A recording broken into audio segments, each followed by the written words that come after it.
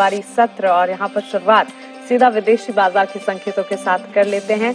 एशियाई बाजार की शुरुआत एसजीएक्स निफ्टी लाल निशान के साथ 17,526 के लेवल्स पर कर रहा है ट्रेड। इसके अलावा निक्केई आप देख लीजिए, यहाँ पर भी कमजोरी देखने को मिल रही है, करीब 200 अंकों की गिरावट देखने को मिल चुकी है।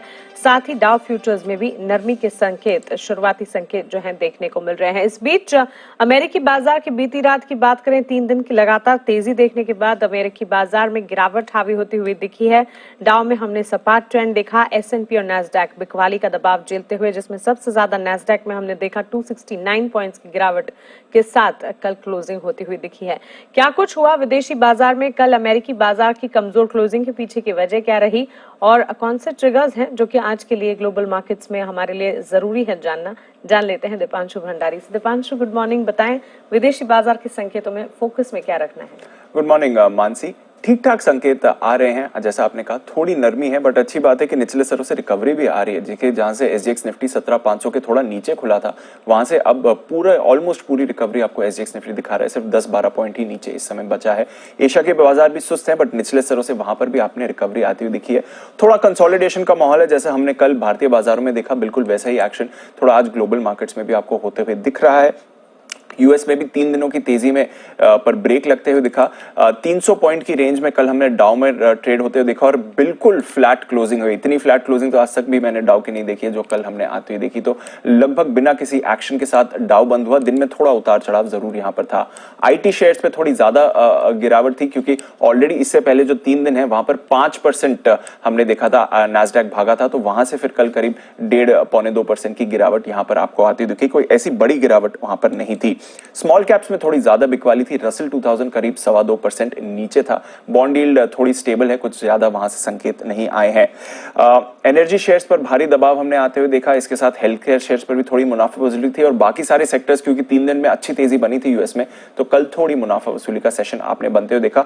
और थोड़े निवेशक इस समय सतर्क भी हैं, क्योंकि आज इन्फ्लेशन डेटा आने वाला है यूएस का, तो उससे पहले निवेशकों ने थोड़ा अपना हाथ रोका है, क्योंकि ये अगले हफ्ते की फेड पॉलिसी से पहले आखिरी इन्फ्लेशन डेटा, और क्योंकि अगले हफ्ते से एक्सपेक्टेड है कि फेड रेट्स टेपरिंग बढ़ा सकती है, तो वहां से क्या इंपैक्ट आ सकता है उसका डर है।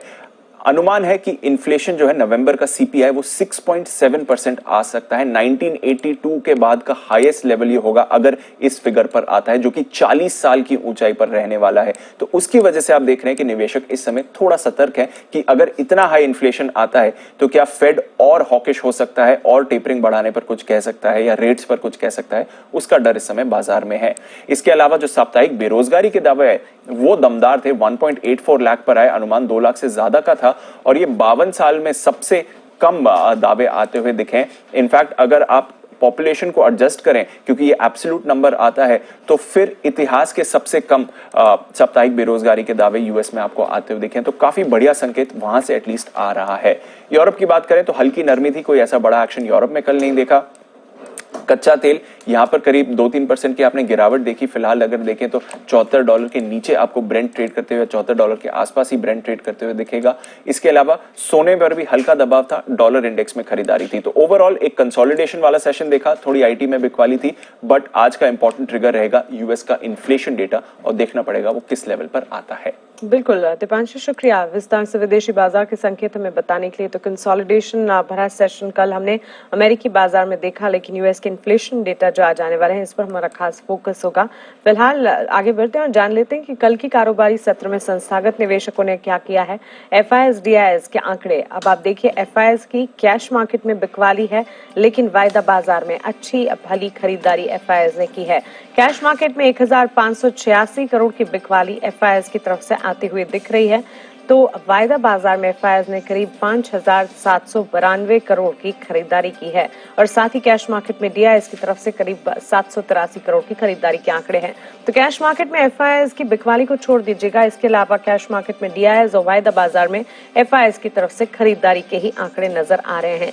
चलिए यहाँ पर ग्लोबल मार्केट के संकेत हमने एक रेंज में ज्यादा कह सकते हैं सुस्ती की तरफ देखने को मिले हैं, वहीं एफआईएस की जो खरीदारी है और हफ्ते का आखिरी ट्रेडिंग सेशन शुरुआत आज के लिए कैसी होती हुई दिखेगी और इस शुरुआत में आपको क्या करना है, जान लेते हैं जी बिजनेस के मैनेजिंग एडिटर अनिल सिंघवी से।